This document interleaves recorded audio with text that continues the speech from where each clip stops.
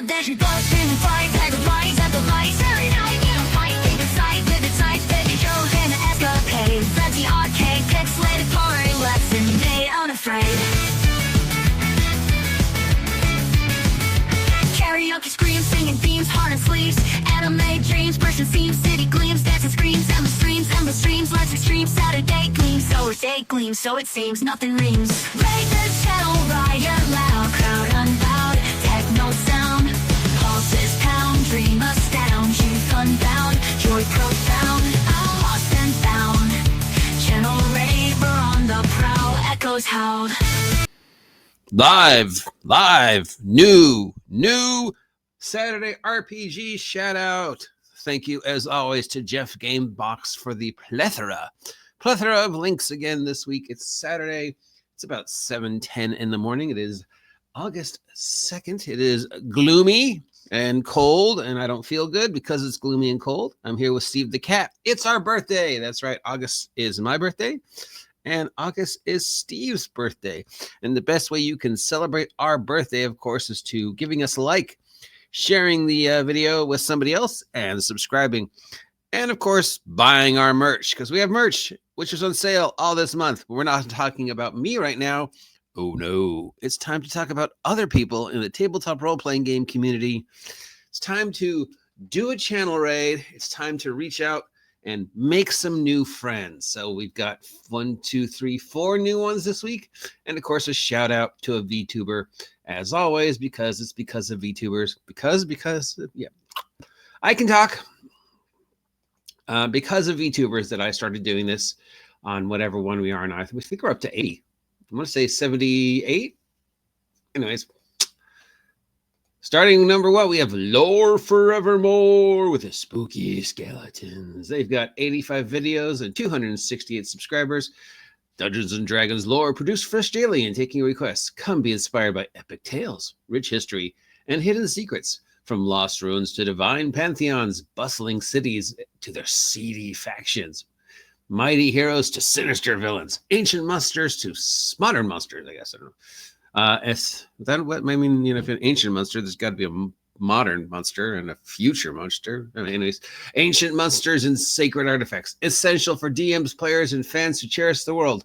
Join us daily and master its lore. And then they've got the YouTube, and that's it. And then they've just got lore videos. Just the last one was 5 days ago, it looks like. No, the last one was 17 hours ago. D&D lore for the Goblin Marches. D&D lore, Abyssal Prison. D&D lore, Baba Yaga. Styx. I think the river Styx, not the band Styx. But you never know. Could be the band Styx. I'm sailing away. Shadow Elves. Look at this. Just lore. Each one about 10 to 12 minutes long, just digging into deep of the D&D lore as somebody can today. So it's just be interesting. Oh, Mulhorand. I mean, acknowledging Mulhorand exists. Next we got to have, do we have Thay on here? Better have Thay on here. I am a real Thavian. Fight for the right. Ooh. Oozes. I recognize almost every name I've seen, but I don't see. Oh, the Spell Plague. That was the second time Dungeons and Dragons tried to explain the transition. It only really worked the first time. Let's face it, as badly written as it was, the Avatar trilogy worked. It was a brilliant way to explain the transition from one edition to the other. Every time they tried after that, like with the Spell Plague, it didn't quite work the same way. It's just, I guess it's one of those just perfect moment, perfect place, perfect time, perfect cast of individuals to create the product. There's a horrible series of modules. The books were awful, but the idea was freaking brilliant. So yeah, look at it, just lore. Mulholland. It's fun to hang out in Mulholland. We got Yenog, Demon Lord of Knolls. We got Abolus. We got goblins. We got Baba Yaga, because technically she's in D&D. I mean, I know Baba Yaga's hut is. I know Baba Yaga's in Pathfinder. I don't know if Baba Yaga is in D&D or not anymore, but obviously that picture's wrong because Baba Yaga is John Wick. Keanu Reeves. I don't know who this lady is. Anyways, Lore Forevermore, you got to like, share, and subscribe for me. Thank you for providing us with unbiased, deep lore in 10 to 12 minute burps. 10 to 12 minute burps? Sure, why not? 10 to 12 minute burps of just information presented in a colorful way to tell us about the many aspects of the Forgotten Realms. And with Wizards of the Coast constantly rewriting the fiction and the lore, it's nice to have these videos like this in one place where people can just go, hey, remember that time that talked about the Well of Darkness? Yeah. How come Wizards of the Coast doesn't talk about that anymore? I don't know, but Lore Forevermore did a video on it, so you should watch that. So thank you, Lore Forevermore. You got to like, share, and subscribe for me. I do like your channel. But damn. All right, number 2. Thank you, as always, to Jeff's Gamebox for providing us with these links. We have The Adventure Archive, 360 subscribers, 144 videos, everything tabletop role-playing, actual plays, news, reviews. Like, share, and subscribe. Let's see, the most recent video was 13 days ago, where they talked about Dragonbane, the fantasy role-playing game from our good friends at Free League. Dragonbane not getting as much love as it should, considering how good of a game it is. Yeah, it sucks that it's not getting as much attention as this. So looks like they're doing a Dragonbane campaign of some kind, and it's got cartoons in it, and they're calling their characters the Beastery Boys. So I guess they're going through all the monsters, and then they're just doing. Here's a review. Look, just Dragonbane, Return of the Living Dead role playing game. Return of the Living Dead doesn't need a role playing game, does it? Maybe a board game. More Dragonbane, just Dragonbane. I think we love these people because they're just doing nothing but Dragonbane content. And we know Dragonbane is Jeff's Gamebox sweet spot. So yeah, just look at all this love. These Dragonbane deserves way more attention than this, way more love than this. It is a frighteningly good system with a lot of really good ideas. It just came out at a bad time. And it's constantly competing with the other games. You know, it's got to compete with Daggerheart. It's got to compete with Dungeons and Dragons 2024. Now it's got to compete with Brandon Sanderson's game. What's it called? Cosplay or Cosplay? I don't know. Apparently it's not very good from what I've heard so far. The reviews are in so far. And yeah, for a $9 million Kickstarter. But yeah, and Dragonbane just kind of fell through the cracks. So it is nice to see that these guys are devoting an entire channel to this wonderful game, because it's on one of the few games that's still on my shelves. So obviously it means a lot to me, and it means a lot to Jeff Gamebox. And yeah, check it out and check out their videos. Please give them a like. Please give them a share. Please give them a subscribe. They could have chosen any game on the market, and they chose Dragonbane. They deserve a little love for that.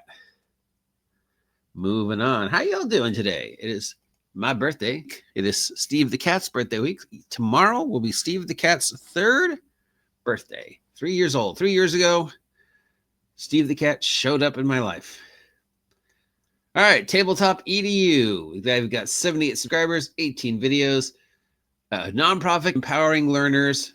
A nonprofit empowering learners, teachers, and parents through tabletop role-playing games. Join us as an epic journey of creativity, learning, and play.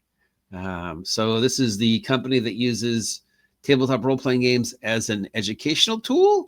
The last time they did a post was a month ago, where they did a post called Understanding Games-Based Learning with Tabletop Role-Playing Games.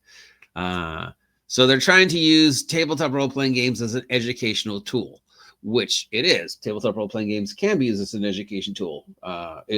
Should never replace actual education, but it can be used as an educational tool, just like tabletop role-playing games can be used for therapy because they're therapeutic. It should never replace actual therapy. It should never replace actual education, but it is another tool. I mean, dramatic play is basically role-playing. So we know dramatic play should be something we encourage in the classroom. So having a D&D club, or having just, some acknowledgement, or if that's what the kids are interested in. Yeah. So cool. These guys have been around for a while. It's one of those things where you're like, do I like this? Do I not like this? How do I feel about this? Am I comfortable with this? I'm more comfortable with this than I am with the tabletop role-playing game Is Therapy. And you can get a degree in tabletop role-playing game therapy. No, it's not therapy. It is therapeutic, but it's not therapy. But I'm more comfortable with I'm using role-playing game space learning as a way to reach out and communicate with the players, reach out and communicate with my students, placing them in these dramatic situations where they get to use their imagination to resolve. That's important. And that can be applied to anything. Anything can be turned into a learning experience. Anything can be turned into a game. As Jerry Lupton was fond of saying, all you need is blocks. All you need is imagination. You can tell any story you want with blocks, basically, is what she was saying, which was my graduating thesis when I got my degree in teaching. So yeah, everything is a game, and game theory can be applied.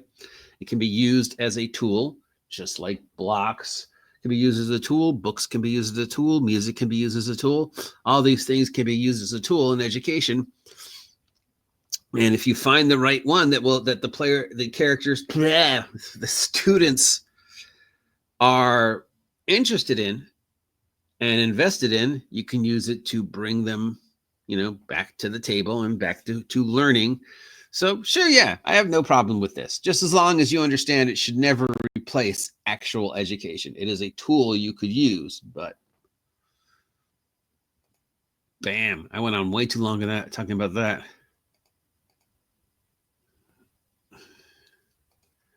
And then we have Jake, the GM. I knew a Jake, but that's not him. Jake's got 298 subscribers, 14 videos. Welcome to Jake the GM. Here we dive into Pathfinder 2nd Edition Adventure Path and the arts of being a game master. After years of DMing 4E, 3.5, and Pathfinder 1E, followed by a long break, I'm rediscovering my passion for Pathfinder. Join me as I share in-depth reviews on what I learn along the way. And then he's got this little map, and let's give him a subscribe. Last time he published was, well, that says 2 months ago, but that says a day ago. Okay.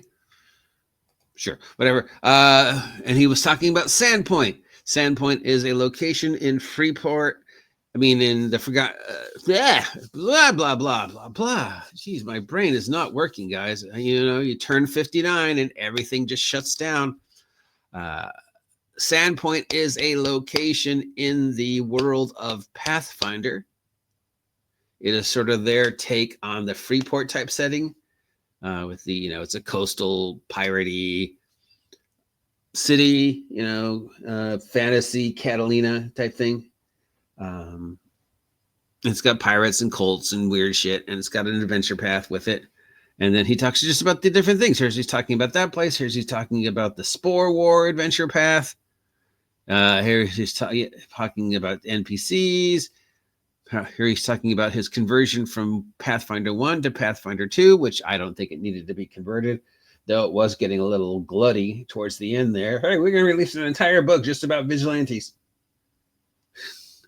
It's amazing that you managed to find that much information on Vigilantes in D&D, that you're able to fill a, however many 100+ page book with just the Vigilante. So yeah.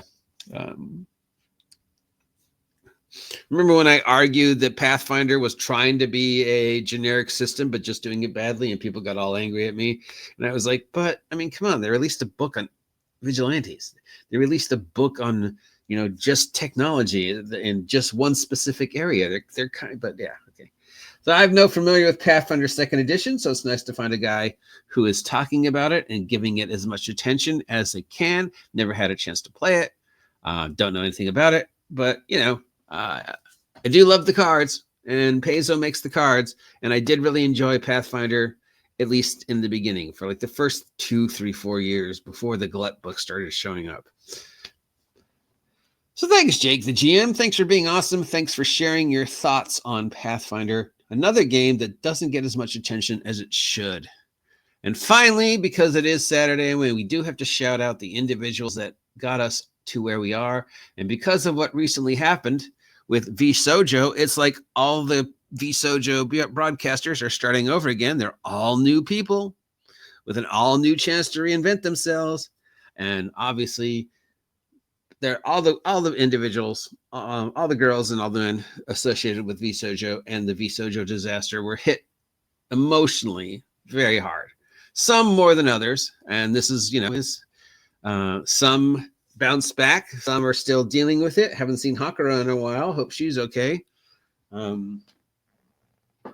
So, yeah. Henya. Let's talk about our genius, Henya. Must protect Henya, our little kettle. Henya has got 150 videos on this channel. She's got 256 subscribers. Henya was a VTuber under a different name who received a lot of bad press for doing the Harry Potter game. And she graduated. That character graduated. That character left the entertainment agency that they were working for, went over to VSojo, and was rebirthed as Henyathegenius, our beloved Kettle-sama.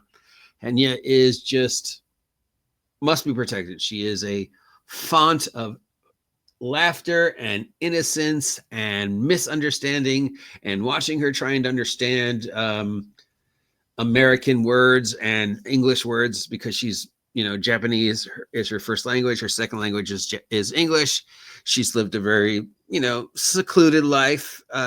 So she spends most of her time inside her house. She's what's known as a hikimori. She never goes outside if she doesn't want to, due to, stress or whatever, or PTS, or just she doesn't like being outside. So yeah, and she is hilarious. And she's one of the many VTubers that I discovered when I started watching these. And she's one of the many VSojo members who were affected. She left VSojo. She's got a decent management team behind her. So she was able to recover relatively quickly. And she's looked back, back to streaming as of 1 day ago. So thank you, Henya, for being awesome and for spreading kindness and laughter wherever you go.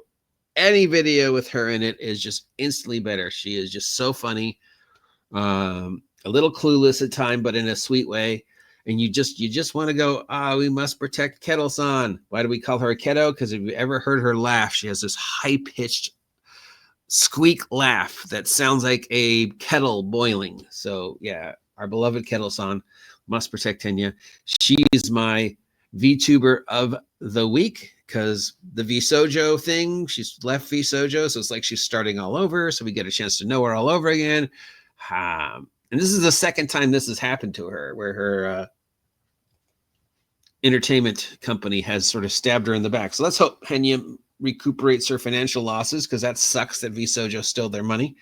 Let's hope she can, get her groove back, as they say. Get her groove back. Find her way. But she seems to be recovering really quickly. I just watched a video of her at Comic-Con, and she was talking to people and being funny and being sweet. So yeah. So that's it today. If you have got a tabletop role-playing game channel that I haven't mentioned that you'd like me to shout out, please feel free to DM me. And if any of the people I have mentioned would like to come on at some point in time and talk about their channel and talk about the role-playing, especially Henya, feel free to reach out to me that way also.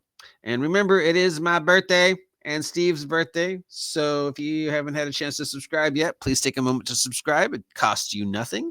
Please like and share these videos. Check out my links to my merch down below. I am an affiliate for Only Crits Dice.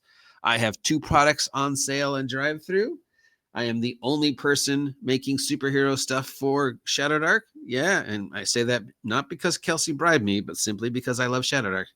So please, yeah, support me and support these channels, and especially support Jeff's Games Box. We need to get Jeff to 1,000 subs. Till next time, I'm the oggm. Have a great Saturday. Stay safe out there, and I will talk to you soon. Electric beats, bust the streets, endless streets, midnight beats, living heat, hearts beat, bleed, polyphonic needs, cyber beats, rhythm sweet, Saturday schemes, beat retreat. noise makes us complete.